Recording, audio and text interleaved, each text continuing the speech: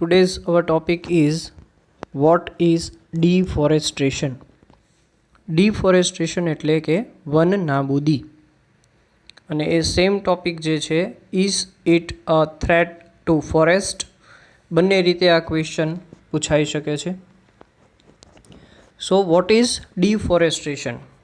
સો ડિફોરેસ્ટેશનની ડેફિનેશન છે, deforestation is when humans remove or clear large areas of forest, lands and related ecosystems for non-forest use. Deforestation એટલે કે one નાબૂદી. હવે one નાબૂદી કોને કહેવાય?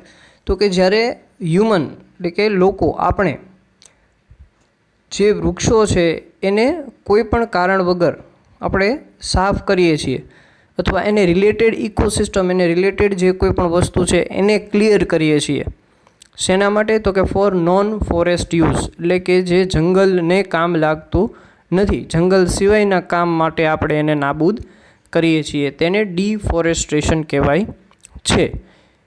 This include clearing for farming purposes and urban use. In this cases trees are never replanted. આમાં કઈ વસ્તુ આવશે? તો કે એક તો ફાર્મિંગ પર્પઝ એટલે કે ખેતીને લીધે આપણે એ વસ્તુ કરીએ છીએ, અને અર્બન યુઝ એટલે કે શહેરીકરણ એટલે કે શહેરના વિકાસ માટે જંગલનો નાશ કરીએ છીએ. અને આ કેસમાં જે વૃક્ષો છે એ ફરી વખત ક્યારેય રીપ્લાન્ટ થવાના નથી, એટલે એ જગ્યાએ ફરી વખત બીજા વૃક્ષો ઉગવાના નથી. બરાબર? જે આપણે રીયુઝેબલ કરીએ છીએ એટલે કે વૃક્ષોને ફરી વખત ઉગાડીએ છીએ એ વસ્તુ અહીં થઈ શકવાની નથી, તેને આપણે ડિફોરેસ્ટેશન કહીએ છીએ. Since the industrial age, about half of world's original forests have been destroyed and millions of animals and living things have been endangered.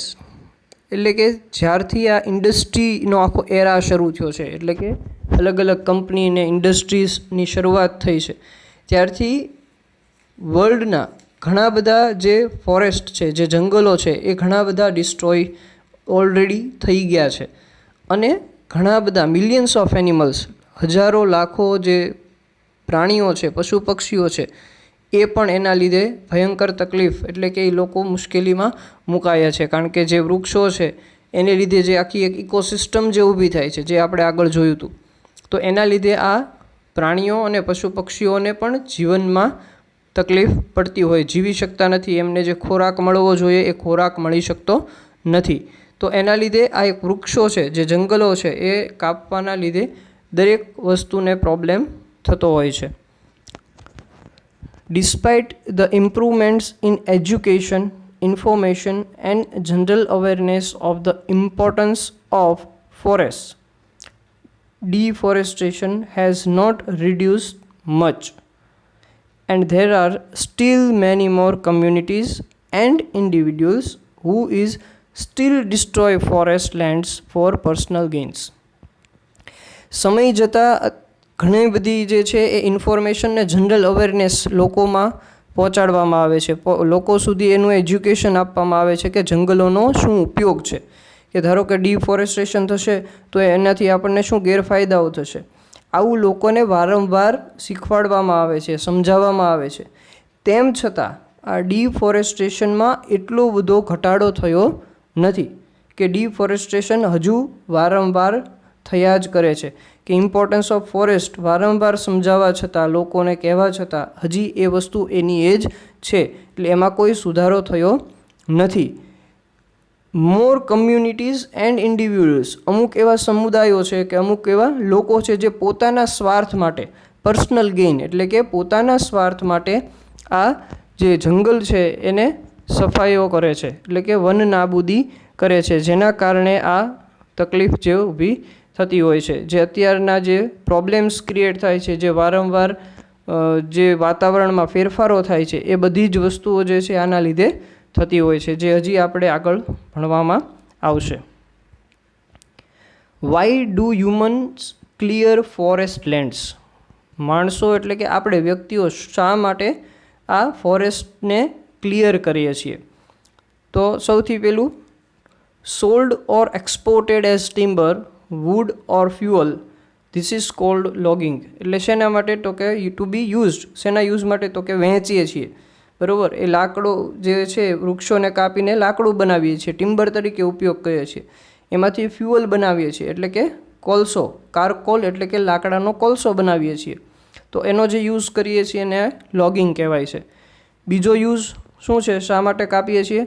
તો કે ફોર ફાર્મિંગ પર્પઝ, એટલે કે ખેતીના ઉપયોગ માટે. એ જંગલો કાપીને ત્યાં ખેતી કરીએ છીએ તો એના માટે પણ એ યુઝ થાય છે.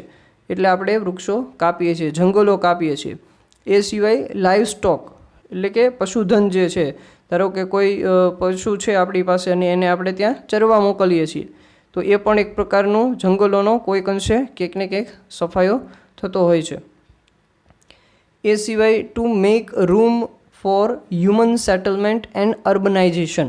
આ સૌથી મેઇન ઇમ્પોર્ટન્ટ વસ્તુ છે અત્યારની જે વધુમાં વધુ થઈ રહી છે, કે શહેરીકરણ, વધુ ને વધુ શહેરોનો વિકાસ થતો જાય છે, બરાબર. અર્બન સિટી બનાવતા જઈએ છીએ. એ અર્બન સિટીને લીધે આ વધારે ને વધારે જંગલો જે છે કપાતા જતા હોય છે, બરાબર. અમદાવાદ હોય કે ભાવનગર હોય કે કોઈ પણ શહેર હોય કે જે ઘણા સમય પહેલાં એ એક નાનું એવું ગામ હતું જે હવે ધીરે ધીરે સિટીની અંદર આવતું જાય છે, બરાબર છે. તો આ જે છે એ અર્બનાઇઝેશન થવાના કારણે, શહેરીકરણ થવાના કારણે આ વધુને વધુ જંગલો કપાતા જતા હોય છે. વધુને વધુ ઇન્ડસ્ટ્રી ડેવલપ થતી જાય છે જેના કારણે જંગલો કપાતા જતા હોય છે. અને જ્યાં ફરી વખત જે છે એ વૃક્ષો ઉગી શકતા નથી હોતા, કારણ કે ફરી વખત આપણે વૃક્ષો ત્યાં વાવતા હોતા નથી. Then to make room for mining. Mining એટલે કે ખાણ બનાવવા માટે પણ આપણે એનો ઉપયોગ કરીએ છીએ. જમીનનું વધુને વધુ ખોદકામ કરીને અંદરથી કંઈક ને કંઈક કાઢવા માટે, કંઈક ને કંઈક વસ્તુનો યુઝ કરવા માટે આપણે યુઝ કરતા હોઈએ છીએ. જેટલું જમીનનું વધુ ખોદકામ થાય એટલી એ જમીન જે છે એ અનફર્ટાઇલ થતી જાય છે, એટલે કે એમાં પછી કંઈ વસ્તુ ઉગી શકતી નથી. તો આ જે છે રીઝન્સ છે કે શેના લીધે આપણે આ ફોરેસ્ટ જે છે એને ક્લિયર કરીએ છીએ, એટલે કે જંગલો જે છે એને સફાયો કરીએ છીએ, વન નાબૂદી કરીએ છીએ. Then forest degradation. Second point is degradation એટલે કે અધપતન. ફોરેસ્ટ ડિગ્રેડેશન અને ડિફોરેસ્ટેશનમાં થોડો એવો ડિફરન્સ છે. Forest degradation is different from deforestation. શું ડિફરન્સ છે? તો કે degradation is use to mean the destruction or reduction in quality of specific aspect of forest. એટલે કે સિમ્પલ લેંગ્વેજમાં સમજીએ તો જે જંગલ છે એ પૂરેપૂરું આપણે ક્લિયર નથી કરતા. અમુક પ્રકારના ચોક્કસ પ્રકારના વૃક્ષો અથવા અમુક ચોક્કસ પ્રકારની વસ્તુ જે છે એને આપણે ક્લિયર કરીએ છીએ, જેને ડિગ્રેડેશન કહેવાય. એટલે ચોક્કસ પ્રકારના કોઈ વૃક્ષો છે એ ઘટતા જાય છે, બરાબર. પશુ પક્ષીઓ છે, તો આ બધી જ વસ્તુ જે છે એ અમુક વસ્તુનું ડિસ્ટ્રક્શન થાય, એનો વિનાશ થાય અથવા તો એનો ઘટાડો થાય તો એને આપણે ફોરેસ્ટ ડિગ્રેડેશન કહી શકીએ, જેને અધપતન પણ કહેવાય. Prolonged degradation can wipe out a forest. લાંબા સમય સુધી જો ડિગ્રેડેશન ચાલે તો એક સમય એવો આવે કે જ્યારે આખું ફોરેસ્ટ એટલે કે આખું જંગલ જે છે એ સાફ થઈ જતું હોય છે. ધીરે ધીરે એ આખું ક્લિયર થતું જાય. એટલે એવું કહી શકીએ કે ડિગ્રેડેશન જો લાંબા સમય સુધી ચાલે તો એક સમયે ડિફોરેસ્ટેશન થઈ જતું હોય.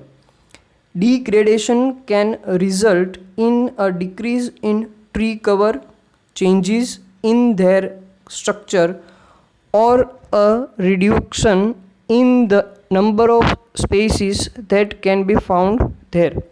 એટલે આ વસ્તુ થવાના કારણે જે અમુક પ્રકારની જાતિ જે છે, અમુક પ્રકારનું જે સ્ટ્રક્ચર છે એનું પણ રિડક્શન થતું જતું હોય. ધારો કે અમુક પ્રકારના એવા પશુ પક્ષીઓ છે કે પ્રાણીઓ છે જે એના ઉપર ડિપેન્ડન્ટ છે, તો એની પણ જાતિ ધીરે ધીરે શું થતી જાય? ઘટતી જાય અથવા તો એ મળવી મુશ્કેલ થતી હોય છે. If acid rain destroys trees in a vast area it can be called forest degradation. Acid rain જે છે એ જો વધુ પ્રમાણમાં નાશ કરે તો એને પણ આપણે ફોરેસ્ટ ડિગ્રેડેશન કહી શકીએ. એસિડ રેન જે છે એ આપણે આગળ જે છે એ ભણવામાં આવશે કે એસિડ રેન કોને કહી શકાય. એસિડ રેન એટલે એક પ્રકારનું એવું ત્યારે સમજી શકીએ કે વરસાદમાં એસિડનું પ્રમાણ હોવું તેને એસિડ રેન કહેવાય છે. તો acid rain destroys trees in a vast area. It can be called forest degradation. એટલે એને પણ આપણે ફોરેસ્ટ ડિગ્રેડેશન કહી શકીએ છીએ. So okay, today for last topic is forest degradation. Next point જે છે ફોરેસ્ટ ડિગ્રેડેશનમાં એ આપણે નેક્સ્ટ વિડીયોમાં જોશું.